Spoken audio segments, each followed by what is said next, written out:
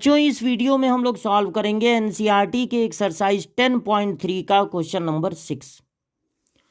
Find करना है modulus of vector A या मैग्नीट्यूड कहिए and magnitude of vector B, magnitude कहिए या मॉड्यूलस। दो चीजें दी गई हैं, vector A plus vector B dot vector A minus vector B की वैल्यू है 8। देखिए अगर डॉट प्रोडक्ट है तो यहां एलजेब्रा का रूल लग जाएगा, क्रॉस प्रोडक्ट होता तो एलजेब्रा का रूल नहीं लगता।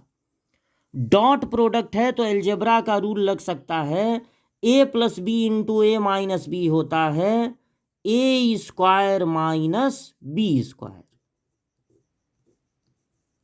ये इक्वल टू 8 है।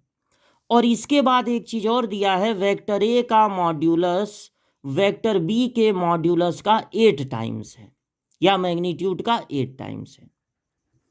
जब आप यहां पर डॉट प्रोडक्ट लगाएंगे तो आप सिंपल ब्रैकेट का यूज करेंगे, यानी वेक्टर का स्क्वायर है। फिर आप ये बता दीजिए कि square of vector equal to होता है स्क्वायर ऑफ इट्स मैग्नीट्यूड। देखिए आप वेक्टर ए की जगह पे नहीं लिख सकते हैं वेक्टर ए का मॉड्यूलस या मैग्नीट्यूड, लेकिन वेक्टर ए के स्क्वायर की जगह आप वेक्टर ए के मैग्नीट्यूड का स्क्वायर लिख सकते हैं। तो वेक्टर ए के मैग्नीट्यूड का स्क्वायर माइनस वेक्टर बी के मैग्नीट्यूड का स्क्वायर इक्वल टू होगा 8।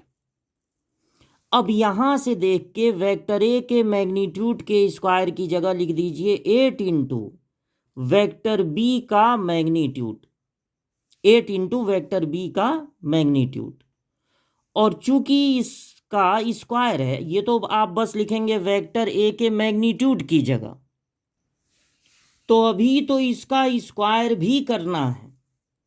माइनस वेक्टर बी के मैग्नीट्यूड का स्क्वायर इक्वल टू होगा 8, यहां पर भी 8 है तो 8 का स्क्वायर हो जाएगा 64, मैग्नीट्यूड बी का स्क्वायर माइनस मैग्नीट्यूड बी का स्क्वायर इक्वल टू 8।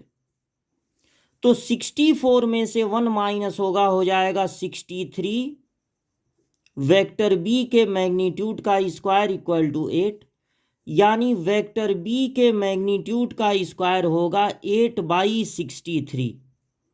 तो वेक्टर बी का मैग्नीट्यूड होगा स्क्वायर रूट ऑफ 8/63। 8 में 8 क्या होता है, 2 इंटू 2 इंटू 2, तो एक 2 आप बाहर निकाल सकते हैं, रूट में रहेगा 2/63।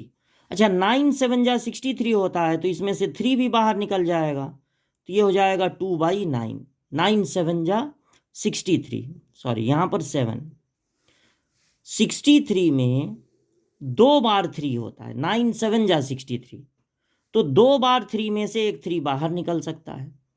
तो ये हो गया वेक्टर बी का मैग्नीट्यूड। अब वेक्टर ए का मैग्नीट्यूड अगर फाइंड करना है तो वेक्टर बी के मैग्नीट्यूड में 8 से मल्टीप्लाई कर देंगे, 8 से मल्टीप्लाई, तो ये हो जाएगा 16/3 रूट में 2/7। तो ये ए का मैग्नीट्यूड हो गया और ये बी का मैग्नीट्यूड हो गया। जब यहां पर डॉट प्रोडक्ट है तो आप एलजेब्रा का रूल लगा सकते हैं, लेकिन जब आप एलजेब्रा का रूल लगाएंगे तो यहां वेक्टर के स्क्वायर रहेंगे। और अब आप बता देंगे कि वेक्टर के स्क्वायर की जगह उसके मैग्नीट्यूड का स्क्वायर भी लिख सकते हैं।